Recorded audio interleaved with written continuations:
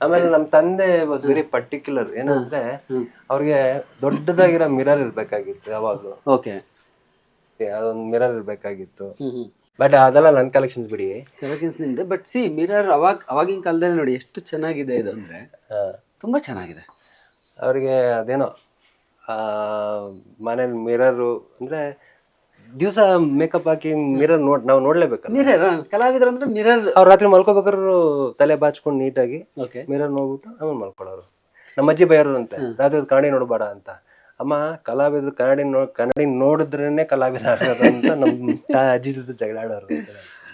ಇದೊಂಥರ heritage feel ಇದೆ actually. ಒಂದು ಪಾರ್ಟ್ ಇದೆಲ್ಲ ಶೆಲ್ಫ್ ಎಲ್ಲ ನೋಡ್ತಾ ಇದ್ರೆ. ಹೌದು, ಎಲ್ಲ ಅವ್ರ ಸ್ಟೈಲಲ್ಲೇ ಮಾಡಿಸಿರೋಂಥದ್ದು. ಓಕೆ. ಎಲ್ಲ ನಿಮ್ಮ ಫೋಟೋಸ್. ಬಟ್ ನೀವು ಪ್ರತಿ ಫೋಟೋದಲ್ಲೂ ಬೇರೆ ಥರನೇ ಕಾಣಿಸ್ತೀರಿ. ಅದಕ್ಕೆ ಕಲಾವಿದ ಸರ್. ನೋಡಿ ಎಲ್ಲ ಆದಿ ಲೊಕೇಶನ್ ಯಾರು ತಕ್ಷಣ ನೋಡಿದ ತಕ್ಷಣ ಹೇಳಕ್ಕಾಗಲ್ಲ. ಅದು ಏನಂದ್ರೆ ಆನ್ ಸ್ಕ್ರೀನ್ ಮಾತ್ರ ಹೇಳ್ಬೇಕು.